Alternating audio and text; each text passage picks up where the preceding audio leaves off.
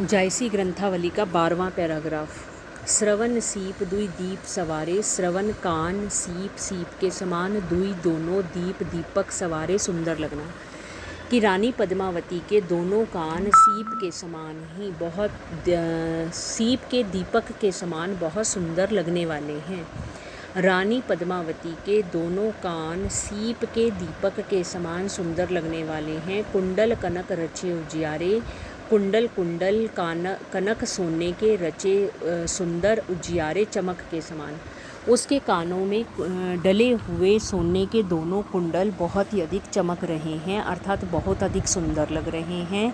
मणि कुंडल चमकही अतिलोने, मणियों से जड़े हुए कुंडल कुंडल चमकही चमकते हुए अतिलोने बहुत सुंदर लग रहे हैं।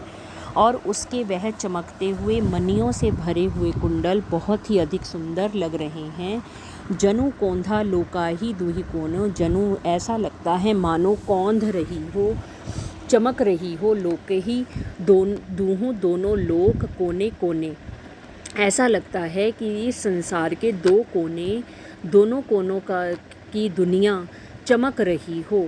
उसके दोनों कानों में चमकते हुए वो सोने के कुंडल जो मणियों से भरे हुए हैं इतने सुंदर लगते हैं मानो कि दोनों लोकों में चमक उत्पन्न हो गई हो, अर्थात उसके दोनों लोक चमक रहे हों। दूहों दिशि चांद सूरज चमकाही, दूहों दिशि दोनों दिशाओं में चांद और सूरज चमकते हुए प्रतीत होते हैं। कभी ऐसा लगता है कि दो दिशाओं में चांद और सूरज चमक रहे हों। नख्तने भरे निरखी नहीं जाही, और कभी ऐसा लगता है नख्तने तारों से भरे भरे हुए निरखी देखकर नहीं जा रहा। कभी ऐसा लगता है कि तारों से भरे हुए होने के कारण उसकी चमक इतनी अधिक है जिनके कारण चांद सूरज को देखा नहीं जा रहा, अर्थात इतनी अधिक चमक है कि उनकी तरफ निहारा भी नहीं जा सकता। तेही पर खूंट दीप दुई बारे, तेही पर उस पर खूंट नाम का आभूषण जो दीपक की तरह है दुई बारे चमक रहा है। और कभी ऐसा प्रतीत होता है मानो कि खूंट नाम का आभूषण दीपक की तरह उसके दोनों कानों पर चमक रहा है। दुई ध्रुव दोवो खूंट बेसारे, और कभी ऐसा प्रतीत होता है मानो कि खूंट आभूषण के ऊपर ही दो ध्रुव तारे दोनों खूंट बेसारे बैठ गए हैं, कि दोनों खूंट आभूषणों पर ध्रुव तारा आकर बैठ गया हो। कभी ऐसा लगता है मानो कि उसके कानों के कुंडल दो खूंट नामक आभूषण से भरे हुए हैं, अर्थात भरे हुए सुंदर लग रहे हैं। और कभी ऐसा प्रतीत होता है मानो कि खूंट नामक आभूषणों पर ही ध्रुव तारा आकर बैठ गया है। पहिरे खुम्बी सिंहल द्वीपी, कभी ऐसा प्रतीत होता है कि सिंहल द्वीप के खुम्ब नाम के आभूषणों को उसने पहन रखा है। सिंहल द्वीप में खुम्ब बहुत ही अधिक प्रसिद्ध है, तो खुम्ब नाम के आभूषण जैसे उसने धारण किए हुए हैं। जानहूँ भरी कचपची सीपी, और जानहूँ कभी ऐसा लगता है भरी हुई है कचपची सीपी में कचपची भरी हुई है। कभी ऐसा प्रतीत होता है मानो कि उसने अपने कानों में सिंहल द्वीप के खुम्ब नाम के आभूषणों को धारण किया हुआ है। और कभी ऐसा लगता है कि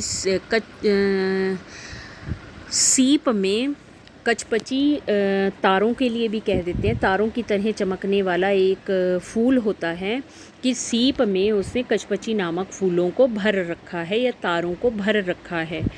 खिन खिन जब ही चीर सिरगाहा, खिन खिन थोड़ा थोड़ा जब ही जब चिर वस्त्र सिरगाहा सिर पर से नीचे गिरता है। जब कभी कभी थोड़ा थोड़ा उसका सिर का वस्त्र नीचे खिसकता है।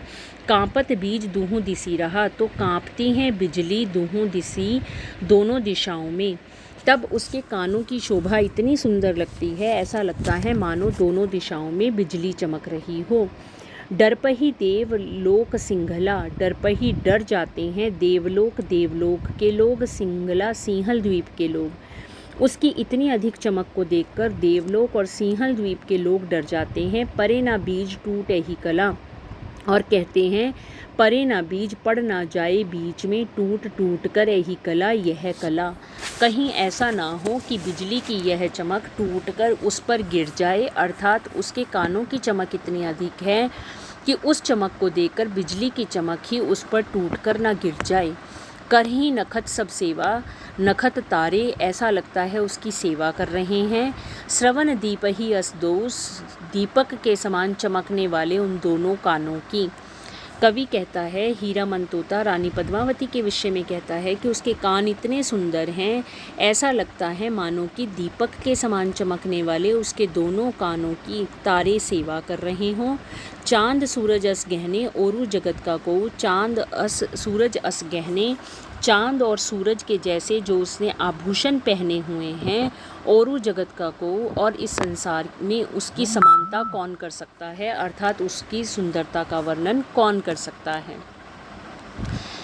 एक बार फिर, श्रवण सीप दुई दीप सवारे, उसके कान सीप की दीपक के समान सुंदर लगने वाले हैं। कुंडल कनक रचे उजियारे, और उसने सोने के कुंडल को धारण किया हुआ है जो चमक रहे हैं। मणि कुंडल चमकही अति लोने, मणियों से जड़े हुए उसके वह कुंडल चमकते हुए सुंदर लग रहे हैं। जनु कौंधा लोकाही दुहु कोने, ऐसा लगता है दोनों कोनों में बिजली चमक रही हो। दुहु दिशि चांद सूरज चमकाही, कभी ऐसा प्रतीत होता है मानो दोनों दिशाओं में चांद और सूरज चमक रहे हों। नखतन है भरे निरखी नहीं जाई, और कभी ऐसा प्रतीत होता है कि जो तारे हैं वह उसमें भर रखे हों, जिसके कारण चांद, जिनकी चमक से उन्हें देखा नहीं जा पा रहा, अर्थात उनकी चमक इतनी अधिक है कि सूरज और चांद भी दिखाई नहीं दे रहे। तेही पर खूंट दीप दुई बारे, और कभी ऐसा प्रतीत होता है मानो कि खूंट नामक आभूषण को दीपक बनाकर उन पर बिठा दिया गया हो। दुई ध्रुव दो खूंट बेसारे, और कभी ऐसा लगता है मानो खूंट के आभूषणों पर ही ध्रुव तारा आकर बैठ गया हो। पहिरे खुम्बी सिंहल द्वीपी, जानहु भरी कचपची सीपी, कभी ऐसा प्रतीत होता है मानो कि सिंहल द्वीप में खुम्ब नाम का जो आभूषण प्रसिद्ध है वह उसे पहनना चाहती हो। और कभी ऐसा लगता है मानो कि सीप में कचपची नामक तारे भर गए हों। खिन खिन जब ही चीर सिरगाहा, और थोड़ा थोड़ा जब वस्त्र उसके सिर से ढलकता है। कांपत बीज दूह दिसी रहा, तो बिजली की चमक उसके गालों पर दिखाई देती है। ऐसे लगता है मानो कि उसके गालों पर बिजली चमक रही हो।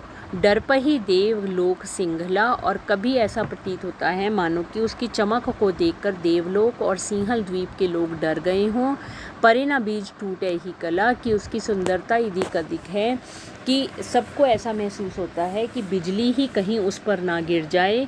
कर ही नखत सब सेवा, सभी तारे उसकी सेवा कर रहे हैं। श्रवण दीप ही असको दो, दीपक के समान लगने वाले उसके दोनों कानों की सारे तारे सेवा करते हुए दिखाई देते हैं। चांद सूरज अस गहने ओरू जगत का को, चांद और सूरज जैसे गहने पहनने वाले वह कान इस संसार में और किसके हो सकते हैं, अर्थात कोई भी उसकी समानता नहीं कर सकता, उसकी बराबरी नहीं कर सकता।